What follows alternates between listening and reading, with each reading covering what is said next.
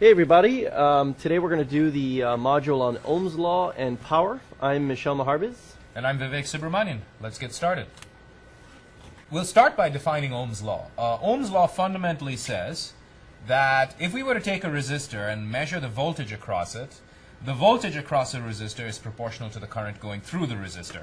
In other words, what we have is V, where V is the voltage, is proportional to I. Graphically, if we were to take some arbitrary resistor, and to be clear, that doesn't have to be a specific resistor, it could be a wire, for example, and we were to do a plot of voltage versus current, we would expect to see a straight line. So that's why we say that it's proportional. Now, specifically, the proportionality constant, in other words, when we're defining the slope of the line, that proportionality constant is called the resistance. Therefore, V is proportional to I transforms to V is equal to IR, where V is voltage, I is current, and R is resistance. We can therefore define resistance as voltage over current, and resistance has units of ohms. Qualitatively, resistance is essentially the ability to resist the flow of electrical current. Now, resistance depends on various things. Resistance is dependent on some physical parameters of the system. It depends on the material. For example, some materials are more resistive than others, and we define a property called resistivity, or ρ, and that essentially describes the resistance per unit volume. So then if we have some sort of finite shape, for example a cylinder, on which we are trying to define the resistance will be the resistivity times the length divided by the cross-sectional area. So, okay, hold on. So resistivity has to do with the material properties, not the geometry? That's correct. Resistivity is a material property. Copper will have a certain resistivity, carbon will have another resistivity, and then to find the resistance, we think about the shape, and because the longer the shape is, the higher the resistance, because the current has to go, the electrons have to go further, we would expect the resistance to be proportional to length, which it is, and the wider it is, the more space there is for the electrons to get through, we would expect the resistance to be inversely proportional to cross-sectional area, which it is. So therefore we write R is equal to ρ times L divided by A. So that makes sense, and I guess we figure out what the length is based on the direction of the current flow? That's correct. So this length is the distance that the electrons are traveling to get from one contact to the other. Got it. Okay? Pretty cool. Now, there's another way we define that, and we talk about another parameter called conductivity. Conductivity is just 1 over resistivity. So if we were to define the resistance, ρ, we would say it's equal to L divided by sigma A, where sigma is the conductivity. Okay, so I want to think about this a little more, because it seems to be a little strange. So, first of all, is that true? I guess it isn't true that resistors are linear over all currents. That's correct. In fact, resistors are typically only behave as resistors in the sense of Ohm's law over a finite current range, and if we look at higher currents, we find that at some point the resistance actually gets larger, and that'll indicate itself by seeing that even though the voltage is going up, the current doesn't change, or equivalently we might see the reverse, where high currents will cause the resistance to drop, and so the voltage won't change. That makes sense. So kind of really in the extreme regions, this will drop off a little bit. But Correct. it's still pretty remarkable that it's linear at all, I think. So it seems to me a little bit strange. Let me think through this. So, okay, so I know that current is the flow of charge, right?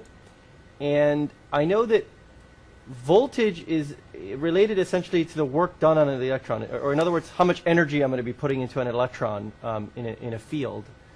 So if I'm doing this, don't I expect that the kinetic energy, on a given electron will increase? In other words, why should I expect that the voltage and the current will be linearly related, right? I would expect that I put an electron in a field and it just starts accelerating, so you wouldn't get a linear relationship. So if you think about it, the reason gets back to what we talked about a little bit earlier in an earlier module, is that these electrons are basically constantly bouncing off of something, either each other or lattice atoms.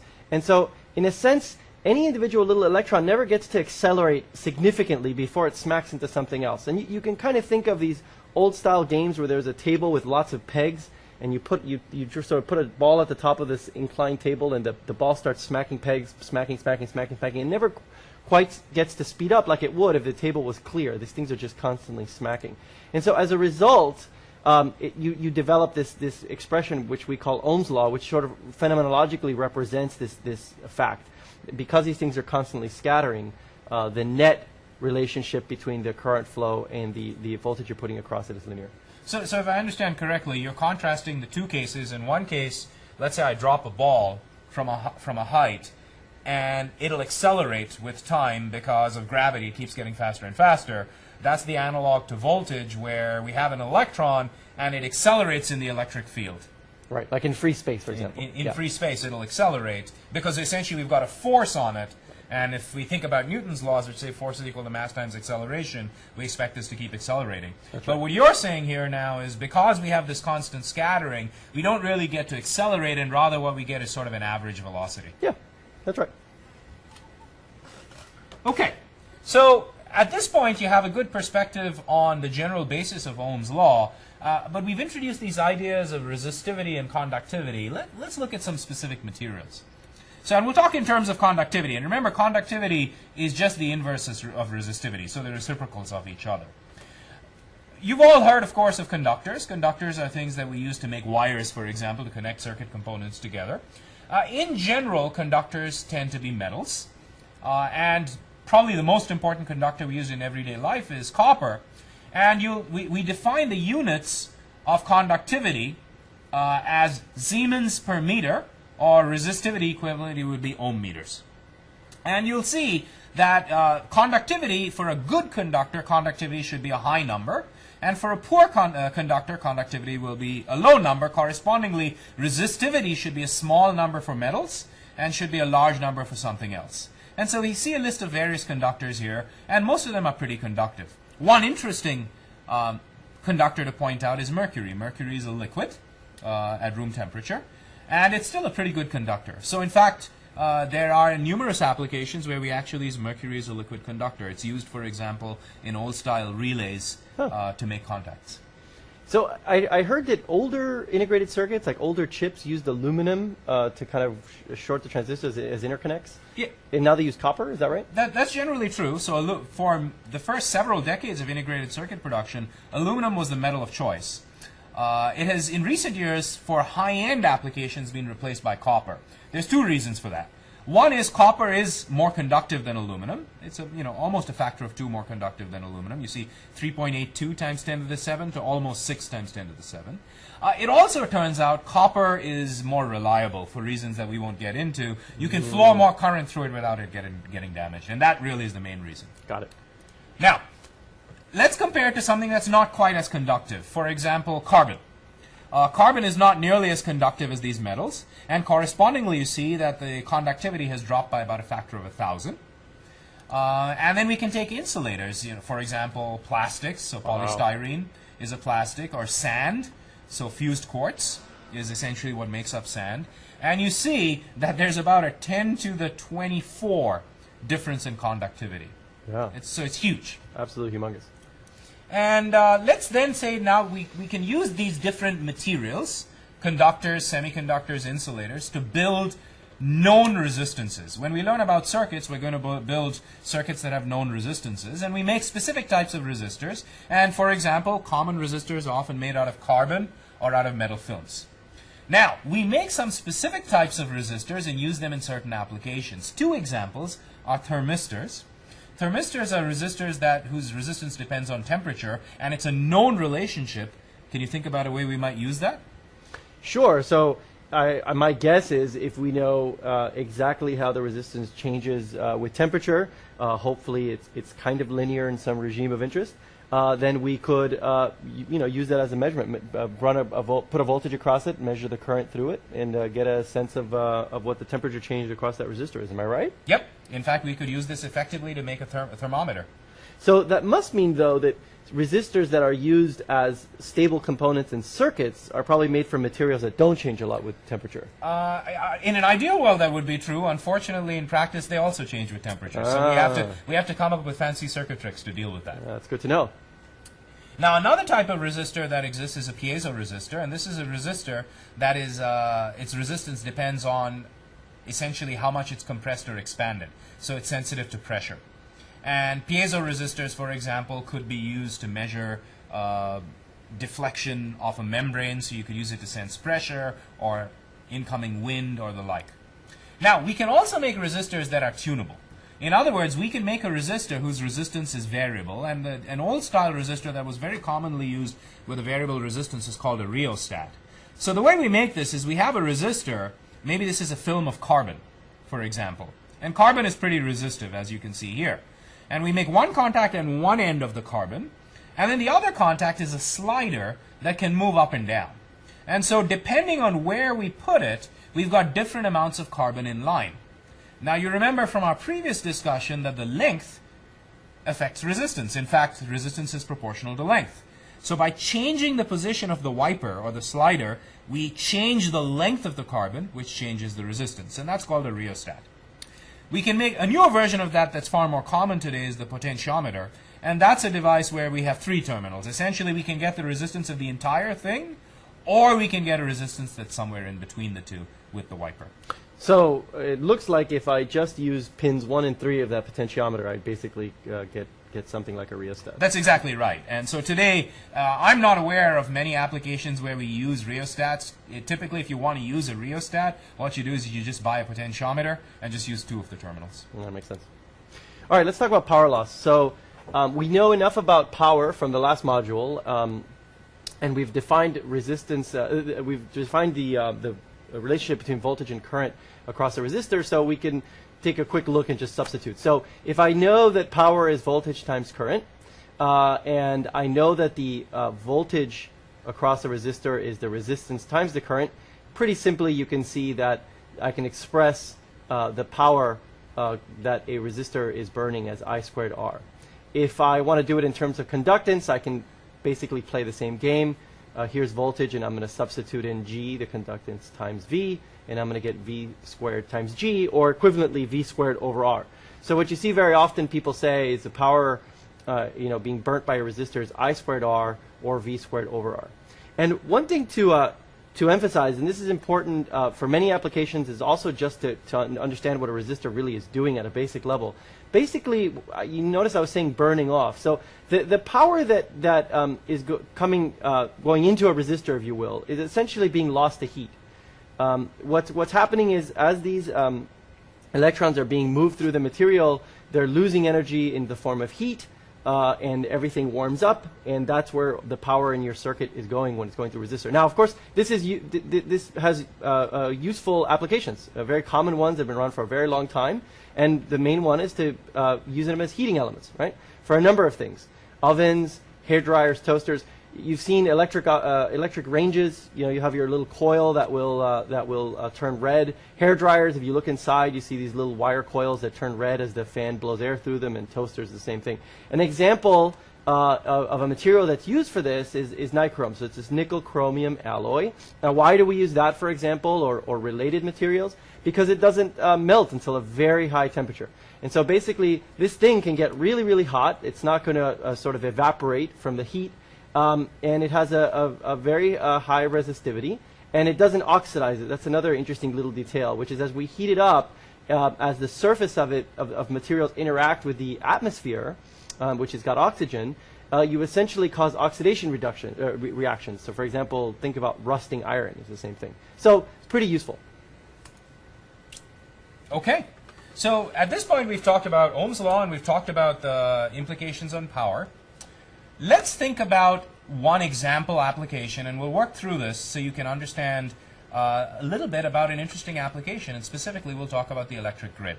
Now, most of you have driven around and you've seen these sorts of so-called high voltage power distribution lines or electricity distribution lines. These wires that are hanging off these huge towers around the US. And the reason we use these to distribute power is usually generated remotely. So we typically wouldn't want to have a smoke belching power plant in our cities.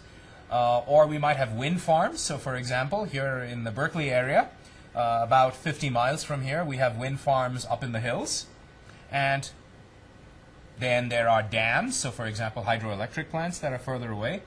The point is, power is generated remotely, and then we need to bring it to a city. And at the city, we'll have a local substation that's going to receive it. Now, it turns out the power that is generated remotely is usually sent to the local substation at a high voltage, maybe many kilovolts, not at the 120 volts that's available at the plug in your home. So an important thing to think about is why.